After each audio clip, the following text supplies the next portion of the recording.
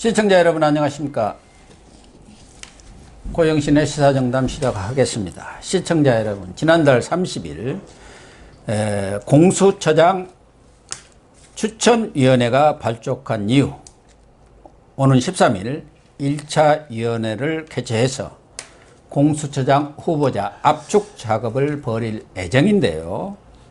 오늘 오후 6시까지 후보자들을 추천하도록 그렇게 되어 있기 때문에 과연 어떤 사람들이 추천 명단에 오를까 궁금증이 지금 많이 나오고 있습니다. 그런데 상당수 공수처장으로 적임자라고 생각되는 분들이 고사하는 바람에 선임의 애를 먹고 있다는 소식입니다. 서정욱 변호사님과 공수처장 추천 소식 정리해 보도록 하겠습니다. 네, 서 변호사님. 예. 지금 여야에서는 뭐 이명선으로 압축을 했다는 이야기도 나오고, 대한변협에서는 지금 자신들이 추천할 그 후보자들을 선임을 했죠. 지금 내용은 어떻게 돌아가고 있습니까? 아마 이제 그 여당 추천, 네. 그 다음에 야당 추천. 여당이 2명, 야당이 2명이잖아요. 예. 그 다음에 변협 회장 있잖아, 이찬희 변호사. 예. 그분은 이제 변협에서는 3명을 이미 추천 좀 이따 말씀드리고, 그 다음에 그 위원 중에 조재현 우리 대법관 있잖아요. 예. 이분이 그 위원장인데 위원장 추천 안 하겠다 그랬고요. 예. 그 다음에 당연직 중에 추미애가 남잖아요. 예. 추미애는 추천권 행사한다 그랬거든요. 그래요? 예. 추미애는. 그래서 결국은 이제 7명이잖아. 예. 추천이 그 중에 6명 찬성으로 되는 제도인데, 과연 이게 그 어떻게 추천이 될까 지금 변협했고, 이런 데 기초가 주목되는데, 이 여당이 이제 공수처장에 목을 매는 이유가 있어요. 여당이. 지금 이제 그 윤석열을 죽이려고 지금 이게 계속 400m 개주를 하는데, 처음에 박상기가 좀 시원찮아. 첫 주자가. 예. 그 다음에 조국이를 투입했더니, 조국이도 이게 도중에 낙마해버려가지고 좀 시원찮잖아. 예. 그래서 지금 추미애가 막 하고 있는데, 지금 추미애가 계속 자기 발등만 찍고 있거든요. 국민 지지범 알잖아. 예. 그러니까 여당 입장에서는 윤석열 죽이는데 이제 그 바톤을 좀 터치해야 되겠다. 예. 이 말은 이제 추미애를 팽식인 다음에 추미애를 바꾸고 공수처장을 빨리 임명해서 공수처를 가지고 윤석열을 죽이자. 이런 게 의도거든요. 예. 그래서 이제 이번에 무조건 11월 달까지는 하겠다. 이게 여당의 의지고요. 그 다음에 야당은 제가 항상 강조했지만 상중 하책이 있거든요. 예. 상책은 끝까지 이게 버텨가지고 후보를 나가라 시켜야 돼. 끝까지 버텨야 돼. 왜? 현직 대통령 임명 못해 정권 바뀌도록. 예. 이게 첫째 상이고요. 그 다음에 두 번째 중책은 어떻게든 이게 합의하에 비토권 있잖아. 예, 비토권 행사에서 저 치우치지 않은 사람. 이렇게 하는 게 중책이고요. 그 다음에 그런 질질 끌려가가지고 저쪽이 다 돼버리는 이게 하책입니다. 예. 그래서 저는 상당히 그 오늘 기초가 주목됩니다. 그러니까 오늘 오후 6시까지 1차 추천 후보를 지금 명단을 내달라, 마무리를 하겠다, 뭐 그런 것 아니겠습니까? 그러면은 대한변협에서는 지금 확정이 됐죠. 예, 확정이 됐습니다. 여야는 어떻게 됩니까? 일단 대한변협부터 말씀드리면 이 변협이 상당히 그 중요합니다. 예. 지금 아까 제가 이제 그 7명 중에 6명이다. 물론 이제 야당 2명이 반대해도 끝까지 원래 반대하면 안 되지만, 근데 변협회장까지 반대해버리면 강제 통과할 명분이 없죠. 그렇죠.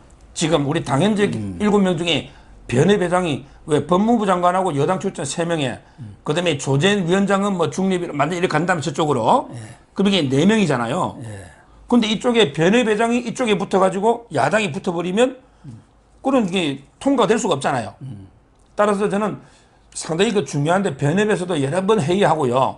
대의원들 보고 했는데 결과적으로 이제 그 3명을 추천했거든요. 3명을. 가장 변협에서 이제 염두에 둔 사람은 김진욱. 김진욱은 지금은 이제 그 헌법재판소의 연구관입니다. 예, 수석연구관이라고 예. 같아요. 헌법재판소의 이제 그 선임 연구관이고요. 이분은 이제 그 판사를 하다가요. 판사하다가 이제 그 변호사를 오랫동안 하다가 그리고 나서 이제 헌법재판소에 2010년에 들어가 가지고 지금 연구관이거든요. 약간은 이제 그 색깔이 좀 그래도 중립적인 활동만 보면 저는 항상 이게 판사할 때 또 우리 법 연구에 갔나 이런 것만 따지보거든요. 그런 건 아닌 것 같아요. 예. 옛날에 판사하다가 변호사 율촌 오래 있다가 헌법재판소 가가지고 선임연구원을 오래 했거든요. 네. 그래서 이분은 좀 약간은 무색무취한 김진욱, 그다음에 이건리라고, 이건리는 지금 권익위 부위원장, 지금 이게 그 권익위원장 있잖아요. 우리 그 강남의 국회의원요, 전현희. 그 밑에 부위원장인데 이건리는 그냥 아닌 것 같고, 그다음에 그 한명관은 지금 발언에 있는 변호사거든요. 네. 3명을 추천했지만 변협이 실제 미는 거는 김진욱인데, 아까 제가 말한 것처럼 이게 그 뭐 우리법 연구의 판사 이런 건 아닌데, 그렇지만 이게 그 박근혜 대통령 탄핵할 때 있잖아요. 박근혜 대통령 탄핵할 때 헌재에서 다 이게 연구를 하잖아. 예, 예. 그 점에서는 좀 이게 좀 약간 저는 꺼리낌이 있고요. 아마 마지막으로는 이게 저쪽에 여당도 이 사람을 받을지는 모르겠어요. 왜냐, 박근혜 대통령 탄핵에 좋은 법리를 제공해 줬기 때문에. 그 점에서 이게 어떻게 될지 기초가 주목됩니다. 하여튼 변협이 추천한 게 가장 중도기 때문에. 예, 그러니까. 그래서 확률은 제일 높다고 보통 보고 있죠. 지금 민주당에서는 한 서너 명의 이름이 언론에서는 지금 보도가 되고 있던데 이런 분들은 가능성이 있는 건가요? 또 야당 측에서도 뭐 언론 보도는 몇 명 있었는데 다 대상은 아닌 것 같아요. 야당도 지금 고민을 하고 있는 것 같아요. 예. 제가 이제 이현 변호사님하고 잘 아니까 지금 우리 추천한 게 임정혁하고 이제 그 이현, 예, 두 분이 이현 변호사. 예, 국민의힘. 예. 했는데 이제 그 황찬식, 언론에 거론된 것 중에 한찬식이라고 있잖아요. 예, 동부지검장 전. 예, 한찬식. 이분은 이제 요건이 안 되는 것 같아요. 이 공수처장의 요건이 까다롭습니다. 정년이 65세니까 김영남 대법관은 64살이거든. 예. 김영남 같은 분도 안 되고요. 그 다음에 검사하다가 놓으면 3년이 지나야 돼요. 그 다음에 청와대 비서실에 있다 놓으면 2년 지나야 되잖아. 그러니까 조국이 같은 사람도 안 돼요. 조국이도. 그래서 한찬식 이분은 이제 2019년에 동부지검장 했기 때문에 요건이 안 되고, 지금 조금 전에 뭐 석동현 변호사는 KBS에도 계속 거론되는데, 예. 실제 이현 변호사는 아직 확정이 안 됐다니까, 뭐 석동현 변호사나, 아니면 이제 그 다른 분들, 뭐 최재경은 요건 됩니다, 옛날에. 제가 들은 거 같고. 그리고 이제 그 아예 무공천하는, 어차피 우리가 공천해봤자 안 될 거, 차라리 저쪽 중에 물고 내려져서 막자. 시간도 끌고. 무공천도 지금 고민하는 거고, 아니면 이게 추천하면 이런 분들을 저는 추천하지 않을까, 이래 보입니다. 민주당 쪽에서는 이용구 전 법무실장, 뭐 이광범 전 서울고법 부장판사 이런 분들이 거론되고, 또 김진구 현 감사원 감사위원도 거론이 되고 그런 것 같아요. 이런 분들에게 바로 결사적으로 막아야 될 뿐이에요. 이런 분들이, 자, 첫째 이용구 있잖아요. 이용구 판사요. 이분은 딱 보니까 그냥 양력에 보니까 우리법 연구 회원이라고 돼 있어, 인터넷에. 예. 네이버를 한번 쳐보십시오. 이용구는 우리법 연구에 회원하다가 판사가요. 그리고 이제 2017년 8월이면 현 정권이잖아. 네. 2017년 8월에 법무부에 법무실장으로 온 거예요. 조국이나 그러네요. 그때. 예, 조국 때 왔죠. 예. 이런 분은 안 되고요. 그 다음에 이광범, 이분도요. LKB, 지금 이용구든 이광범이든 LKB 있잖아요. 예. LKB 파트너스 이 법인 있죠. 예. 지금은 이게 이 법인이 김현장보다 변호사비가 비싸다는 거예요. 그럼. 김현장보다. 왜냐하면 이재명 무죄 받은 변론하는 이런 이게 법인인데 현 정권 들어 싹쓸이 갔다는 사건을. 예. 그만큼 이게 현 정권하고 가장 잘 나가는 밀착된 법인이 LKB입니다. 거기에 대표가 이광범, 이용구인데, 이광범은 또 이게 광주 제1고등학교 나와가지고 가장 저쪽이에요. 지역적으로도 광주 사건도 그렇고. 그래서 저는 이광범, 이용구는 좀 이게 어렵고요. 그리고 이광범은 형이 또 이상훈 대법관 하면 사건을 많이 끌어갔고요. 그 다음에 가장 막아야 될 게 김진국이죠. 현직 감사위원이 하나 행태 보세요. 말이 안 최재형 되니까. 감사원장이 제대로 탈원전 감사를 하면 무조건 안 된다고 방해하고 막는. 아니 이 사람은 김진국이, 이 사람은 이게 변호사 하다 갔는데 예. 민변의 부회장이야.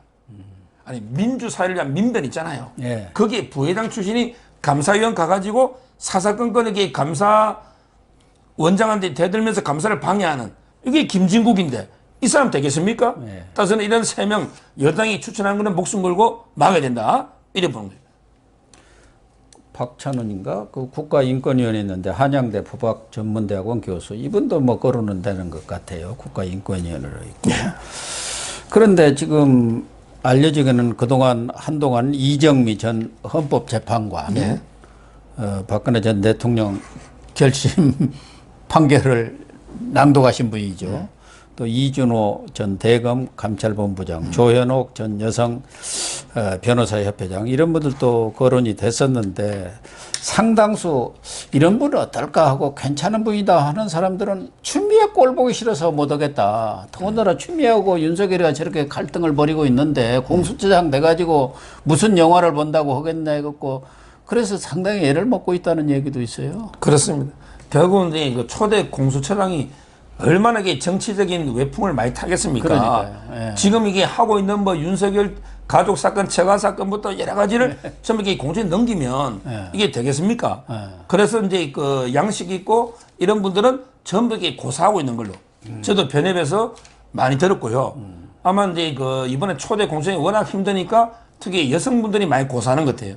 그래서 이제 여든 야든 전부 이게 그 남성들 있잖아. 그 변협에서 추천한 세 분도 남성이죠. 그다음에 그 지금 여당도 2명으로 좁혔다는데 그것도 이게 남성이라 그럽니다. 그다음에 야당도 마찬가지고 아마 초대 그 공천의 여성은 좀 힘들지 않을까.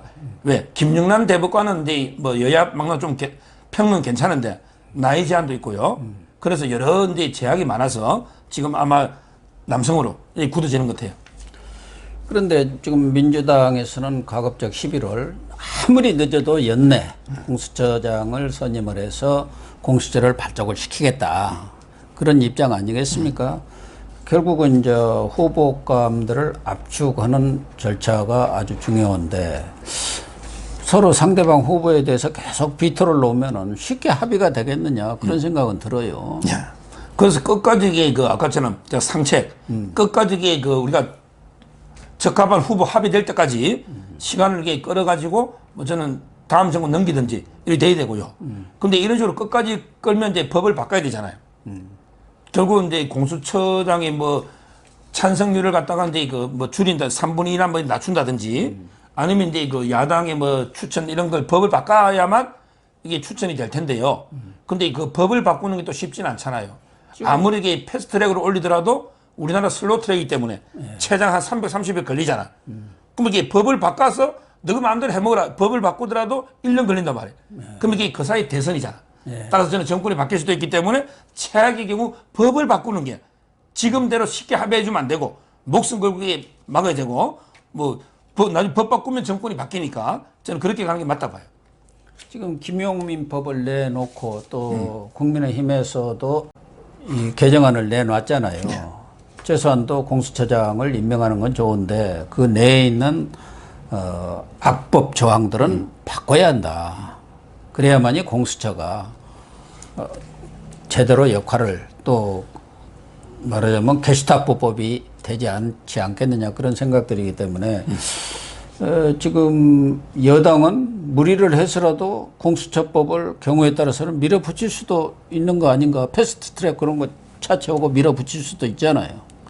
근데 이거 제가 알기로 선진화법이 있어가지고 뭐 5분의 3이 어떻게 하더라도 그러니까요. 일단 이제 그 패스트트랙 절차는 이게 예산 문제도 아니고 그게 좀 필요한 걸로. 근데 우리나라 패스트트랙이 슬로우 트랙이니까 그런 부분도 있고요. 근데 이 공수처는 정말 이게 문제가 있는 게 저는 요즘 이게 현 정권 보면서요. 가장 이게 민주주의 두 개거든요. 국민은 통합을 시키게 돼요. 그 다음에 권력은 분립시키게 돼. 국민은 통합을 시키게 되잖아. 근데 권력은 상권 분립이 돼야 되잖아요. 근데 현 정권은 국민은 분열시키고 권력은 완전히 통합시켜버려요. 이미 입법부, 사법부, 헌재 뭐 전부 통합이 됐잖아. 근데 공수처도 이거는 판검사를 전담 수사한다는 거 아닙니까? 아니 무소불위의 초법적인 기구를 둔 거거든요. 이러면 이게 민주주의는 무너질 수밖에 없는 거예요. 그래서 저는 최대한 이게 아까처럼 입법 할 수 있는 거는 국회밖에 없으니까 이래서 이제 그 법을 최대한 시간 끌면서 지연시키게 된다. 이렇게 보는 거죠. 지금 알려지기는 추미애 거취도 공수처장하고 지금 맞물려 있다는 거예요. 최근 언론 보도를 보면은 청와대 측에서도 연말 개각에 추미애는 넣지 말아달라. 공수처장이 선임이 돼야 그 문제도 해결이 될 수 있다. 그러니까 공수처장도 없는 상태에서 추미애가 무슨 서울시장 나간다고 가버리면은 누가 윤석열을 상대하겠느냐. 그래서 이번 연말 개각에 추미애가 들어가지 않을 가능성이 높다는 거예요. 그렇게 될 경우 추미애는 다른 선택을 할 수가 있겠죠. 뭐 서울시장 안 나가고 그러면 나 공로로 총리를 달라들지 마지막 총리 아니면은 나도 대권 한번 나가보겠다. 여성 대권 후보 뭐 지금 모델한 법이 있느냐. 뭐 여러 가지 선택지가 있는 것 같은데 어쨌든 이 공수처장이 추미애와 거치하고도 관련이 있다는 거예요. 아, 그럼요. 제가 이제 조금 전에 말한 것처럼 윤석열을 이게 견제하고요. 주기 위해서 이게 지금 릴레이 경주거든요. 처음에 그 박상기, 그 다음에 조국, 그 다음에 추미애가 지금 하고 있잖아. 근데 대안 없이 추미애를 자를 수는 없잖아요. 그 다음 주자는 이제 그 뭐 할 만한 사람이 없어요. 뭐 박범계도 이번에 봤잖아요. 박범계. 정신줄이 어디 갔는지 뭐 지금 콘솔에만 치지 대안이 안 되고. 미천이 드러나 버렸어요. 그러니까. 그 다음에 뭐 김종민? 이게 또 마찬가지고. 지금 최강욱? 유력한 것은 윤호중 법사위원장이라는 그러니까요. 거예요. 근데 법사위원장을 다시 장관 온다? 그럼 그분이 이게 추미애처럼 그렇게 미친 뭐 막춤을 추진 않을 거 아니에요.